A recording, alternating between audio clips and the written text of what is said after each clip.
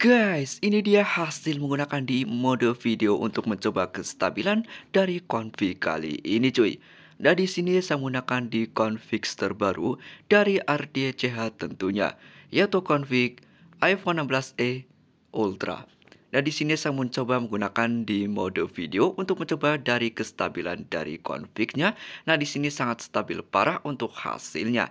Dan untuk warna yang dihasilkan juga cukup natural, agak sedikit berwarna namun tidak terlalu over. Ini bagus banget untuk tingkat kestabilannya, tidak terlalu goncang sama sekali. Dan pada saat saya sedang berjalan dan untuk di sini saya rekam menggunakan tangan kosong saja tanpa menggunakan alat apapun termasuk gimbal ataupun tripod. Nah di sini kalian bisa nilai saja untuk config-nya. Jadi buat kalian yang suka vlogging wajib banget menggunakan di config kali ini. Oh ya, untuk di video stabilizer ini bisa aktif buat di device kalian yang sudah support OIS ataupun AIS. Halo guys, kembali lagi dengan saya di sini. Tentunya masih bersama saya Ardie CH.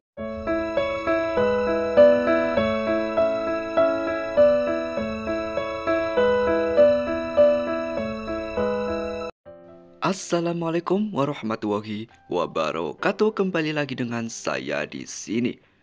Oke cuy, kali ini saya akan coba review kembali untuk Gcam. Yap, di sini saya menggunakan di Gcam LMC 8.4 R18. Nah, dimana di sini saya menggunakan di config terbaru dari RDCH tentunya, yaitu config iPhone 16e Ultra. Oke cuy, namun seperti biasa, sebelum kita masuk ke cara pembahasan aplikasi dan juga untuk file config-nya, jadi buat kalian yang baru join ke channel ini, alangkah baiknya kalian subscribe dulu ke channel ini. Dan juga aktifkan loncengnya supaya kalau saya buat video terbaru, kalian tidak ketinggalan untuk videonya. Oke cuy, namun seperti biasa kita review singkat terlebih dahulu untuk mencoba menggunakan di config kali ini. Bagaimana untuk hasil menggunakan di fotonya cuy. Oke cuy, tanpa berlama-lama, kita akan langsung segera masuk ke cara pembahasan aplikasi dan juga untuk file config-nya. Oke cuy, sekarang kita masuk ke cara pembahasan aplikasi dan juga untuk file config-nya. Seperti biasa untuk file config dan untuk aplikasi, untuk link ada di deskripsi video ini. Kalian bisa download saja di situ cuy. Dan namun seperti biasa juga untuk file config-nya itu masih berbentuk zip, jadi perlu kalian ekstrak. Dan untuk ekstrak membutuhkan password, untuk password ada di video ini. Jangan di skip-skip supaya nggak kelewatan untuk passwordnya. Yap, kita langsung saja masuk ke pembahasannya. Jika sudah kalian download untuk bahannya, lanjut kalian masuk saja ke file manager kalian. Nah, kemudian kalian cari saja untuk di aplikasi dan juga file config yang barusan kalian download. Kemudian install aja untuk aplikasinya seperti biasa.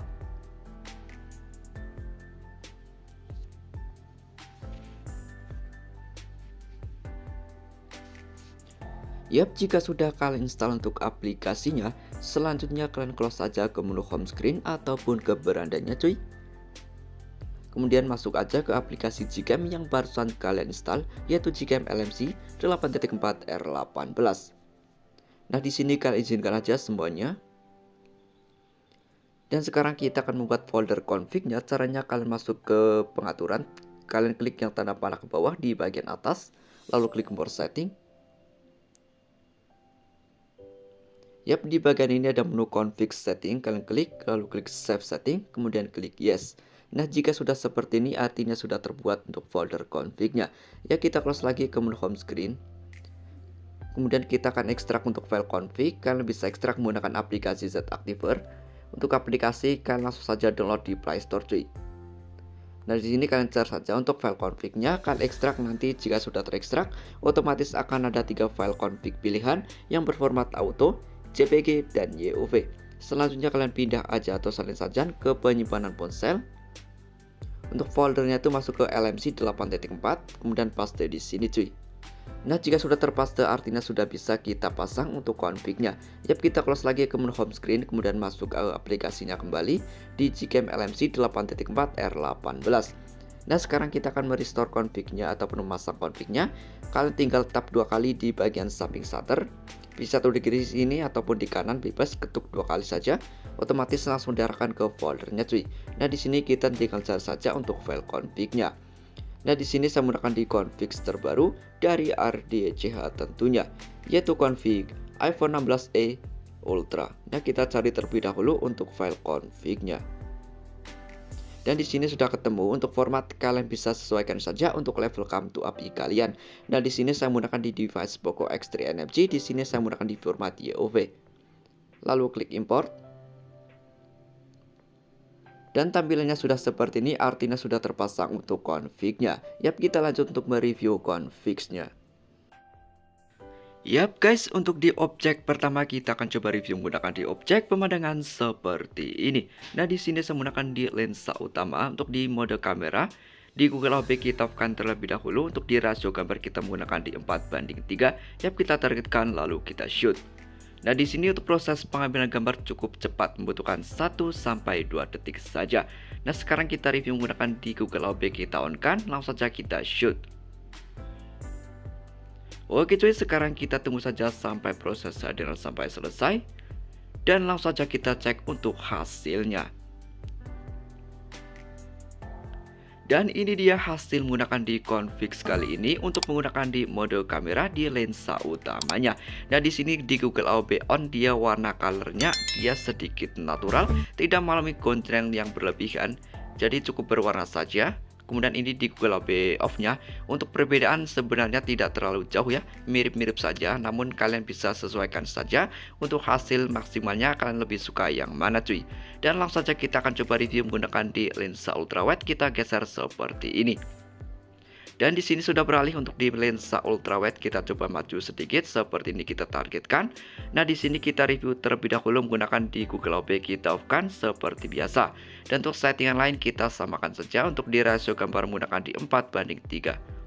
Yap, kita targetkan seperti ini saja. Kita targetkan lalu kita shoot. Dan di sini kalian bisa lihat saja untuk prosesnya sangat cepat ya. Dan lanjut kita akan coba review menggunakan di Google HB kita on-kan seperti ini. Nah kita samakan saja untuk settingannya.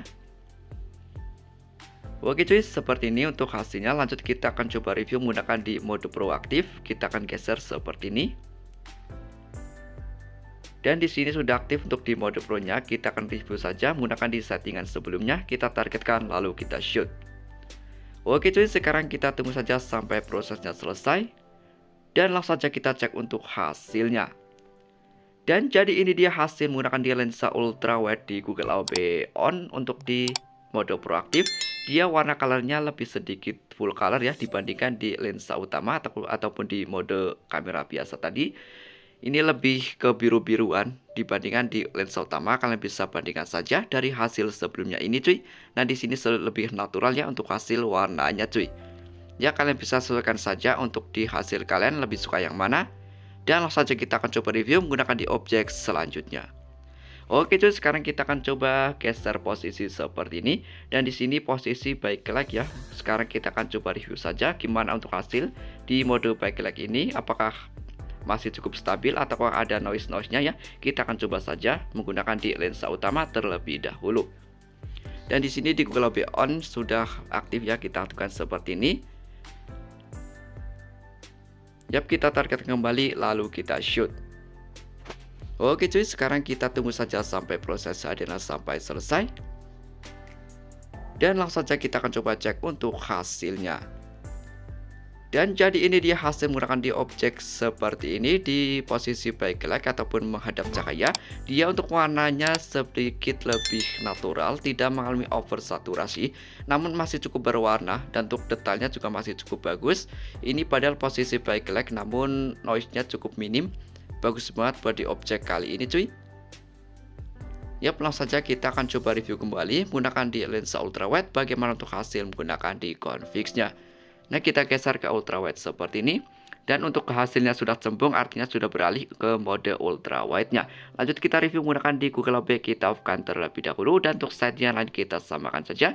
Yap, kita targetkan lalu kita shoot. Oke cuy, langsung saja kita akan coba review menggunakan di Google HB kita on-kan seperti ini. Dan untuk settingan lain kita samakan saja. Yap, kita targetkan kembali lalu kita shoot. Lanjut cuy, kita akan coba review kembali menggunakan di mode proaktif. Kita coba aktifkan seperti ini. Dan di sini sudah aktif untuk di mode pro-nya. Kita akan review saja menggunakan di settingan sebelumnya, nggak usah diotak-atik kembali. Ya, kita targetkan lalu kita shoot. Di sini kalian bisa lihat saja sangat cepat ya untuk prosesnya. Di sini sebelum shootnya warna colornya seperti ini. Kita akan coba bandingkan setelah shootnya seperti apa untuk hasilnya. Mari kita coba cek untuk hasilnya. Dan ini dia hasil setelah shootnya untuk warna color di Google AOB On. Untuk di mode proaktif dia sedikit full color ya, dibandingkan di lensa utamanya tadi. Ini cukup bagus banget buat kalian pecinta gonjreng ataupun full color. Untuk dengan warna ke langit yang lebih cenderung ke biru-biruan, wajib banget menggunakan di config sekali ini cuy. Nah, kalian langsung saja nilai untuk hasil config terbaru ini, config iPhone 16a Ultra by RDCH. Oke cuy, sekian videonya sampai sini saja. Terima kasih yang sudah menonton dari awal hingga akhir. Wassalamualaikum warahmatullahi wabarakatuh.